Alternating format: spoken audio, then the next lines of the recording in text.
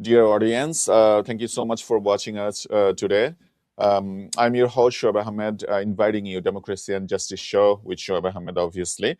Dear audience, you know that ICE, the Immigration Enforcement Agency, has shot and killed an American citizen. I believe this is the first time they killed an American citizen in Minneapolis.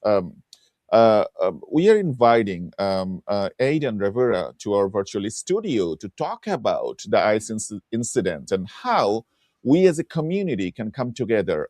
Aidan Rivera, welcome to our virtual studio. Hi, thanks so much for having me. Hey, everyone. Yeah. Aidan, I have a lot to discuss within our short time, obviously. But first, let me play a report from Al Jazeera on the incident, and then we'll talk about it. Yes.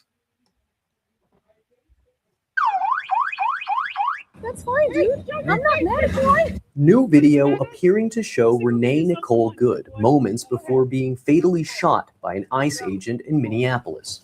The images adding fuel to a raging and starkly partisan debate over whether or not the shooting was justified. The Trump administration says the ICE agent who shot Renee Good acted in self-defense and has labeled the 37-year-old Minneapolis resident a domestic terrorist. I can believe that her death is a tragedy while also recognizing that it's a tragedy of her own making and a tragedy of the far left who has marshaled an entire movement, a lunatic fringe against our law enforcement officers. At City Hall, state and local officials accusing the administration of hiding the facts. We demand for there to be an honest and a thorough investigation and for the state to be a part of that because we do not want the federal government covering up this murder. And at the scene of Tuesday's shooting, a makeshift memorial, now also a focal point for demonstrations against the presence of ICE agents in the city. It's very clear that they've come to the conclusion that the killing of Renee Good was justified. So I think they've already made up their mind and don't really want a genuine investigation. I'm not hopeful that anyone's actually going to bring about justice. We've been speaking to residents of this community only a few steps away from where that shooting took place here in the city of Minneapolis on Wednesday. Many people here telling us that that characterization by the Trump administration of Renee Nicole Good as a domestic terrorist is simply not true. With an investigation now in federal hands, a larger national reckoning is taking place not only over immigration enforcement and the use of force, but over truth itself. Manuel Rapalo, Al Jazeera, Minneapolis. Crazy.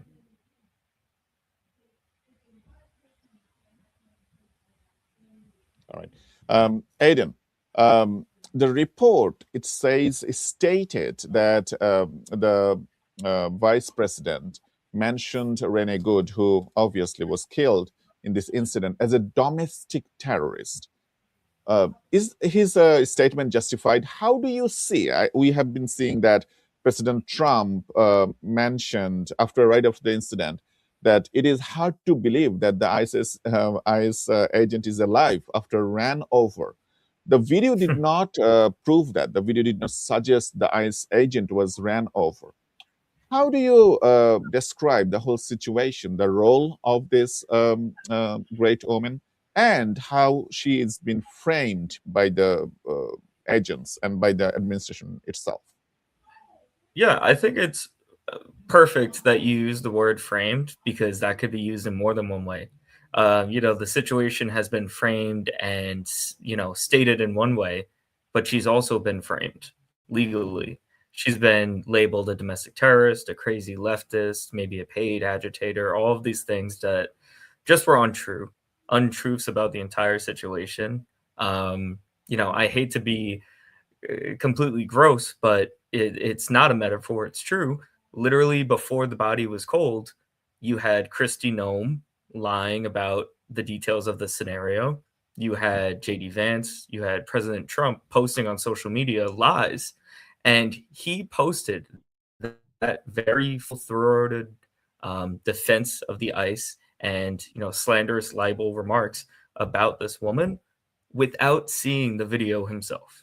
It's come out now that his original first statement was before he even saw the footage himself. It's just terrible. Right, right.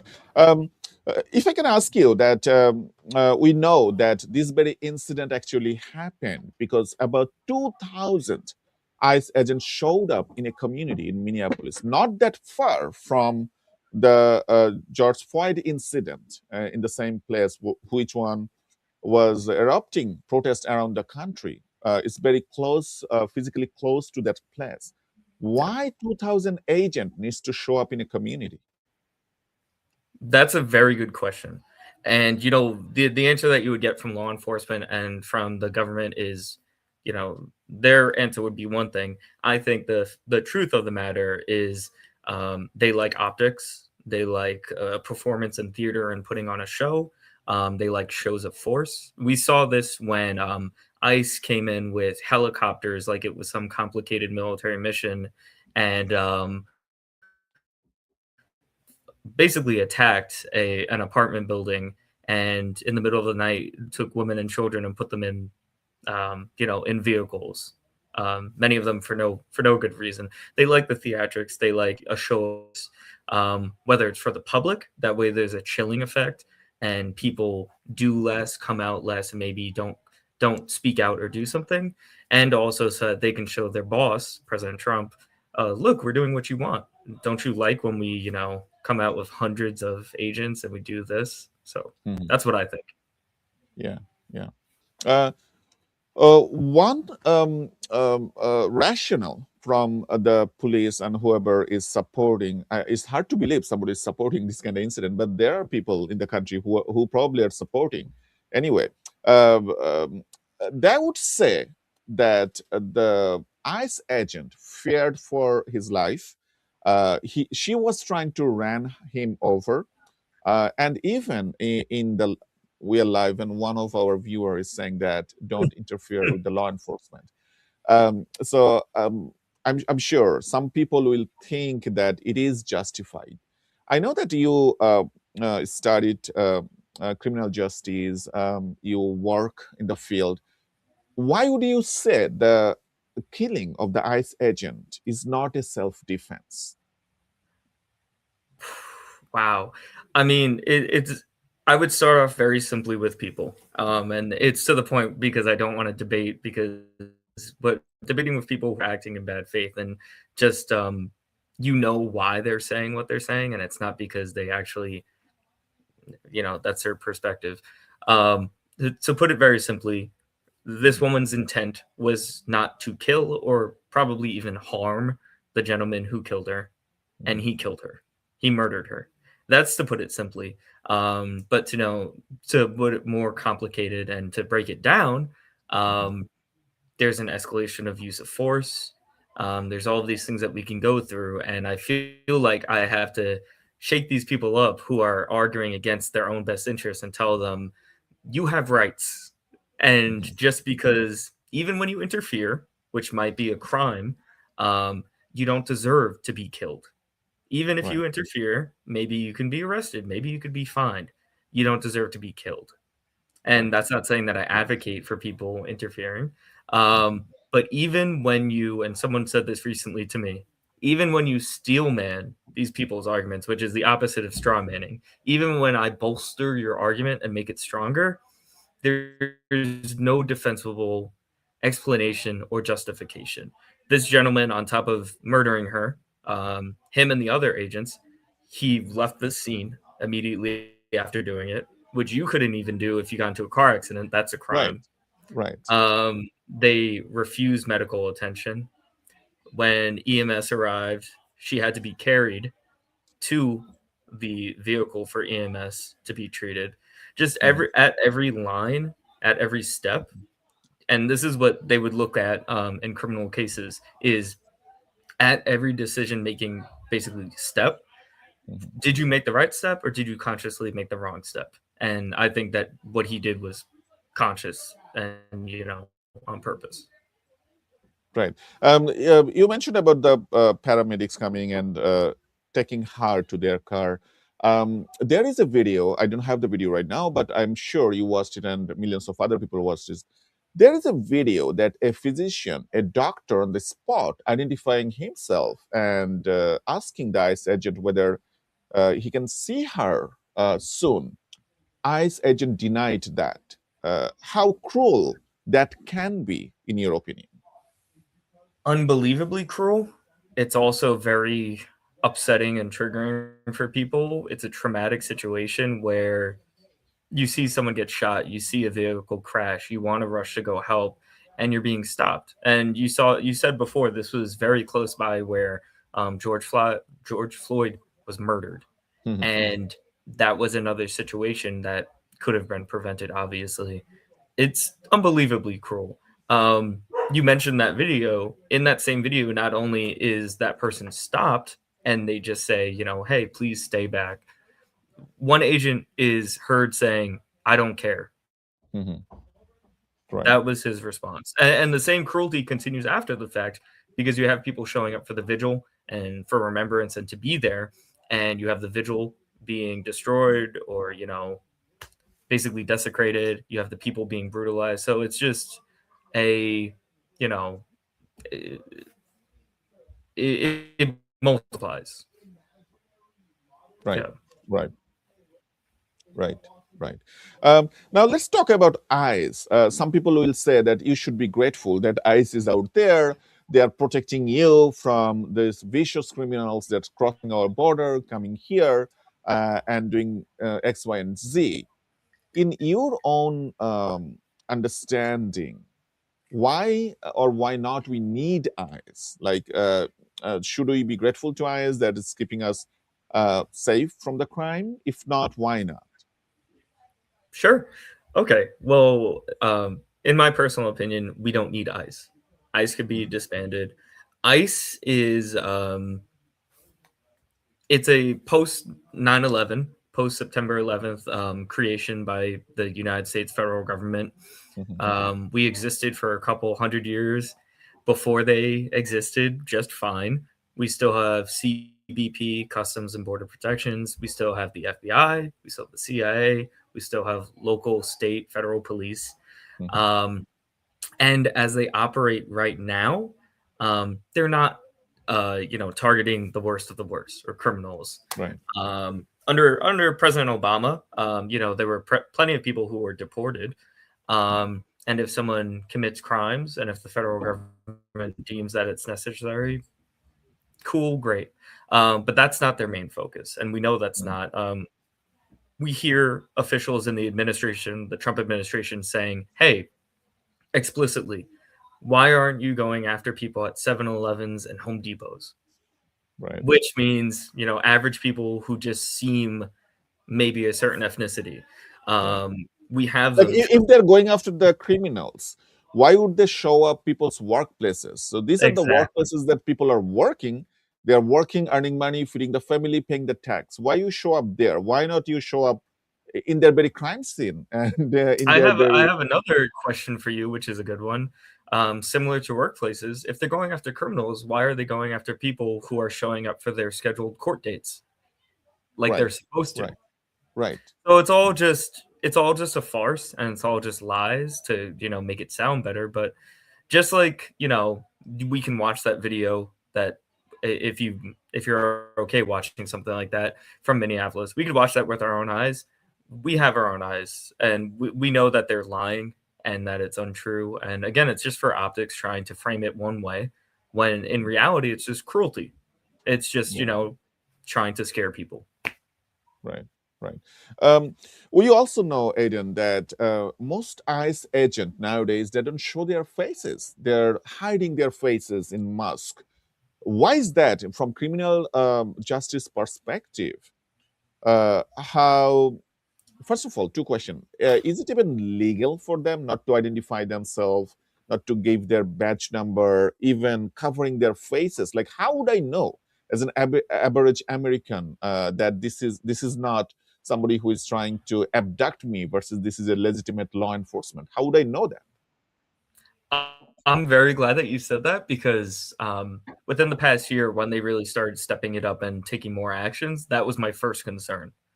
Was not that a tragic incident like this one this week would happen, but who's to say that these masked men running up to me in my vehicle, I don't know that you're law enforcement when you don't identify yourself, when you don't look like it. Is it legal? I think there's still a gray area. I think that's still up to debate. From a policing perspective, we can go as far back as, when police first started using vehicles more, and instead of the classic beat cop, and you just had that separation of, you don't see your local policeman as a policeman anymore. You see them as an object of oppression, really.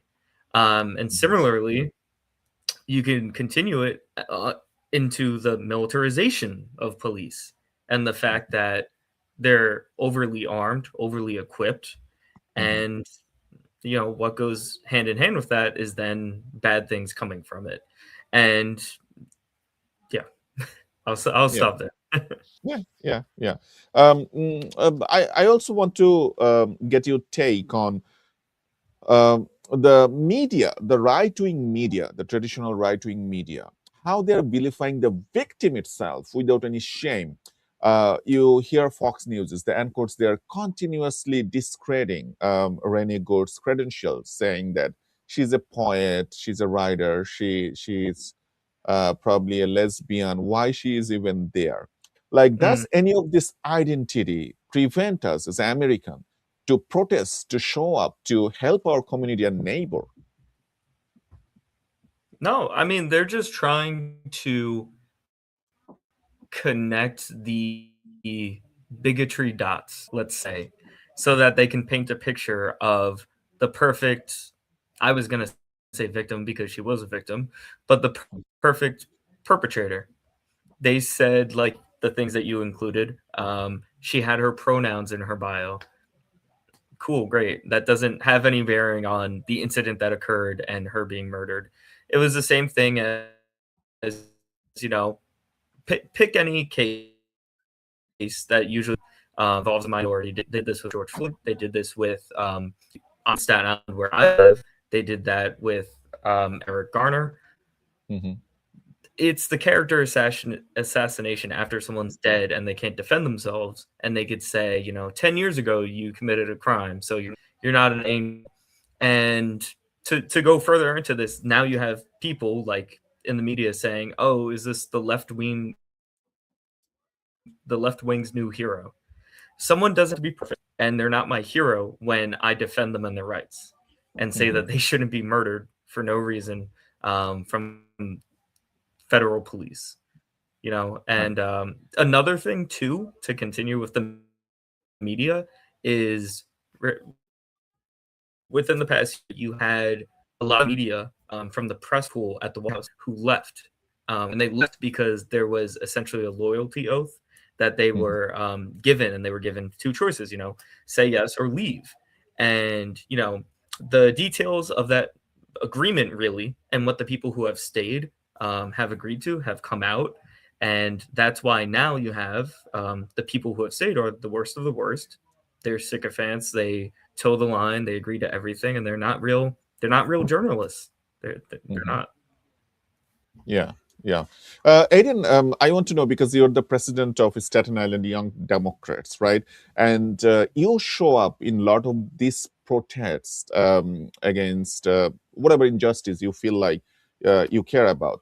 Now, a lot of right-wing media and President Trump and Vice President J.D. Vance is describing the protesters who are showing up, these ICE raids and whatnot, as a professional agitator.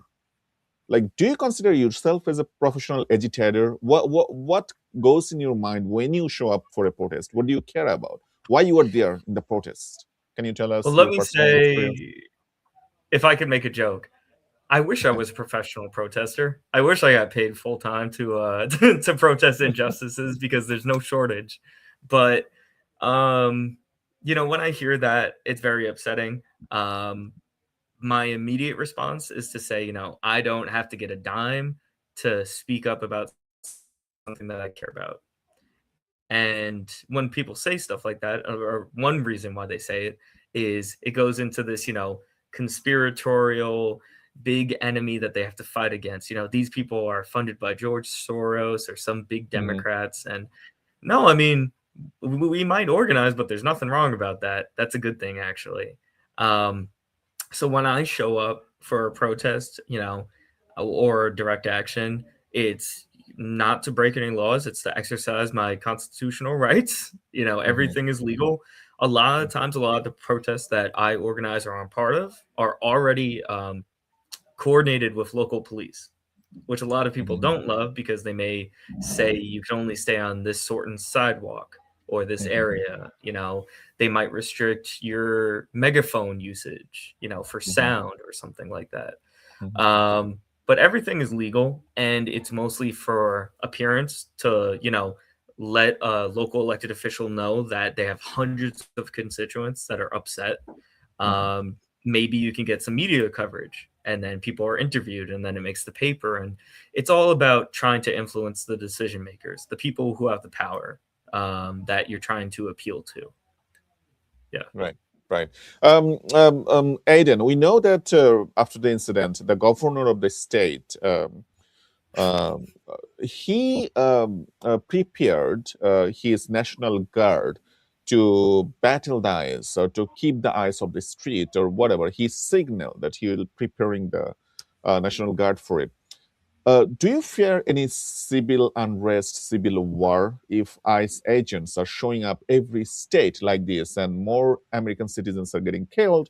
Do you feel like there is a chances of getting us into a bigger scenario from here in terms of civil riots and civil wars? Yeah, I think that's a really real concern, and I think that's completely possible. Whether it's between different forms of law enforcement, because when people have been organizing things like Know Your Rights trainings and stuff like that, they talk about the issue of non-local law enforcement, which basically means federal law enforcement or ICE. But who's to say that? And I believe the mayor of Minneapolis has said this, because he was asked, have you considered using your local police to arrest ICE agents? And he said himself, basically, I would probably be well within my rights, but my concern is basically an all-out war then, when which is scary, but that's a practical thing that you have to think about when you have people who have different different powers, when you have people who are conflicting and giving different orders. But I also think that, local municipalities should have a right to say, we do not want you here. You should leave, which is good when the mayor said, get the fuck out of my community. And I like that a lot. Yeah.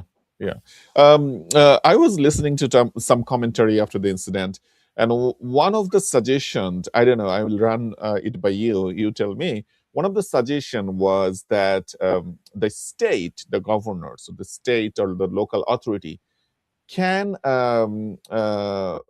take away the driving privileges, the driving licenses, can suspend the driving licenses of the ICE agent or ICE vehicles. So ICE vehicles cannot drive in the state. That will be illegal for them in order to prevent them coming into the community and terrorizing them.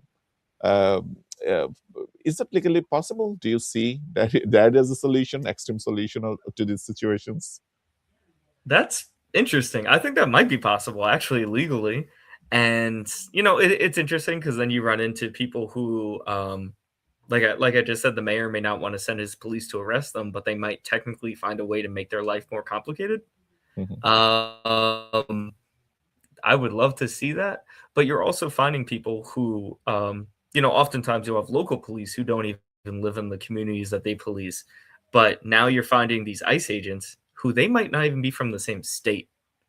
So, who's to say they're coming from another state with their driver's license, and then they come into your state, and the whole thing is complicated. Right. If we focus on New York City, we know that there are a lot of ICE raids in New York City as well.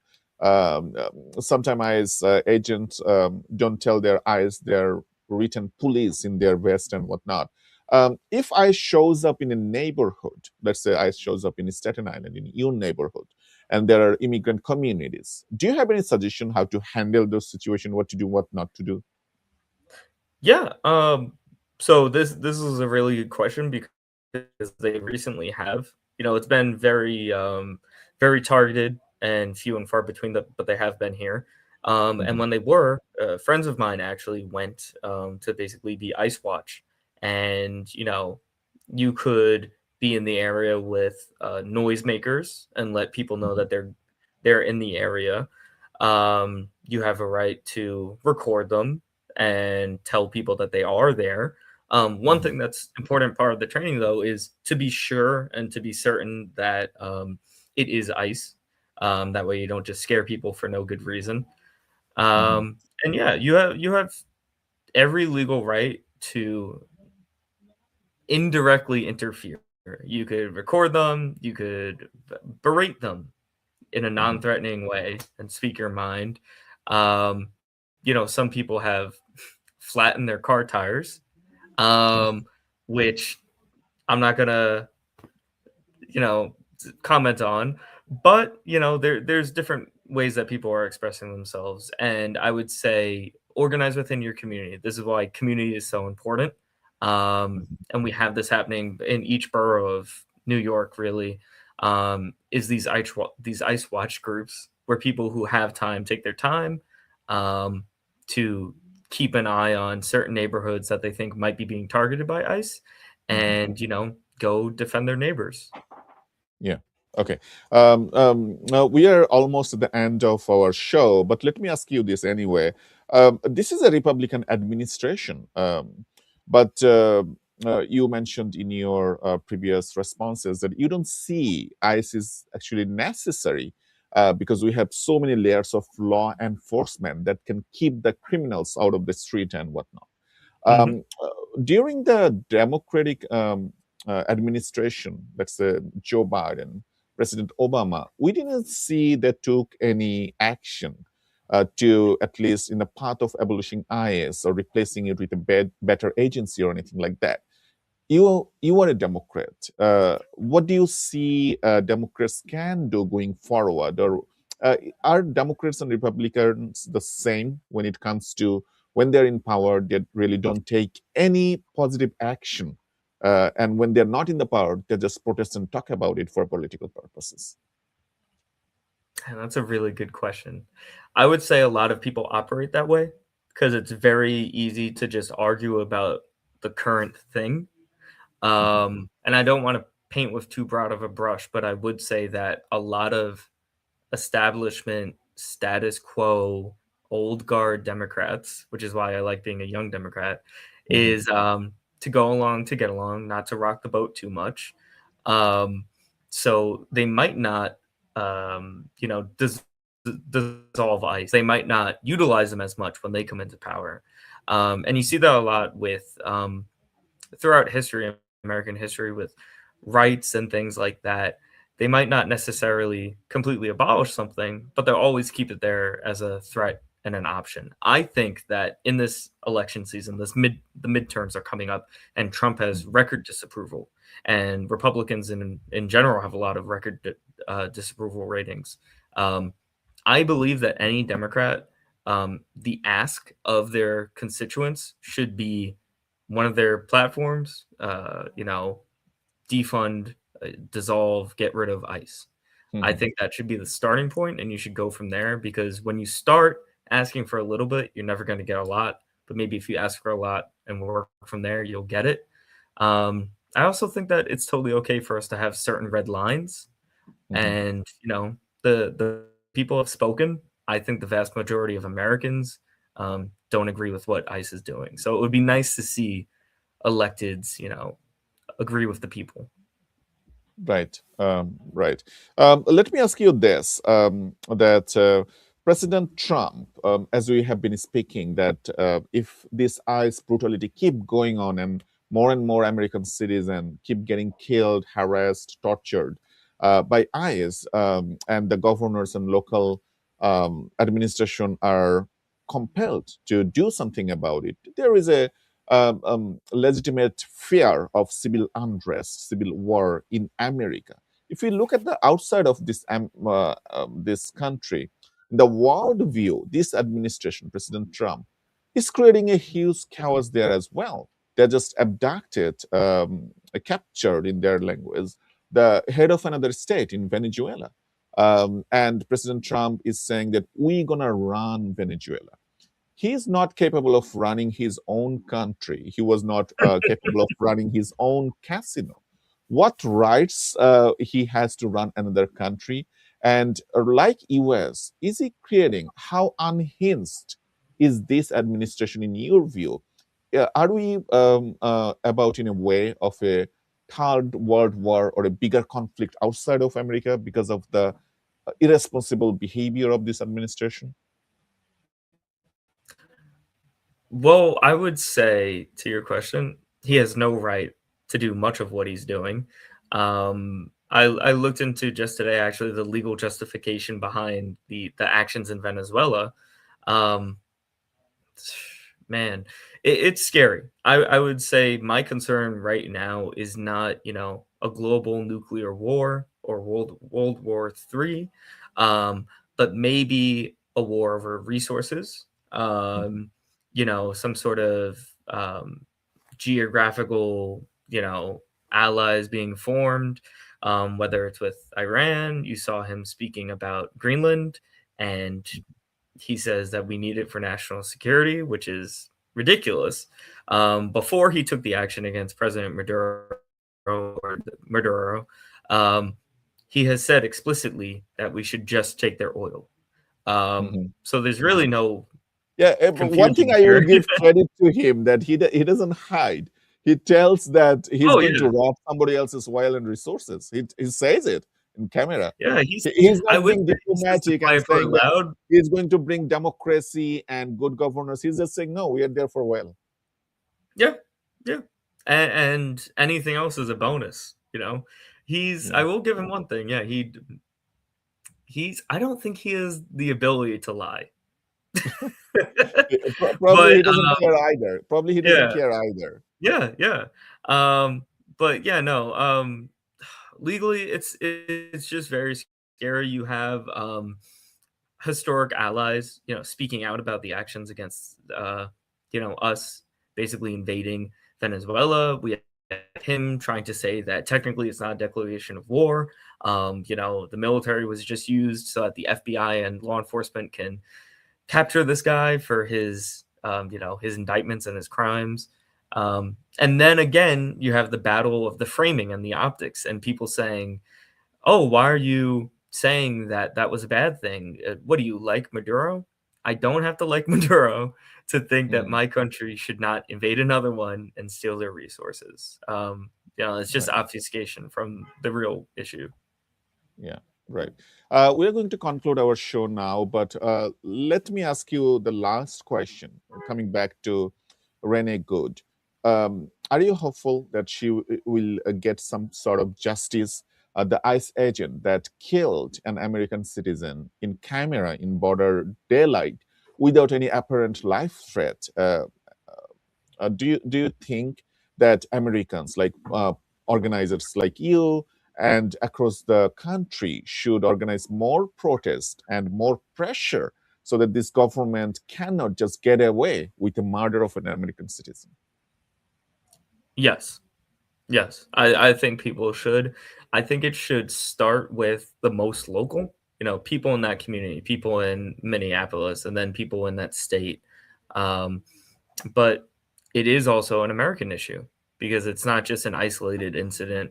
We've seen these agents pointing weapons, pointing guns at people. So at any time over the past, year or so, this situation could have played out. It just so happens that now it did there.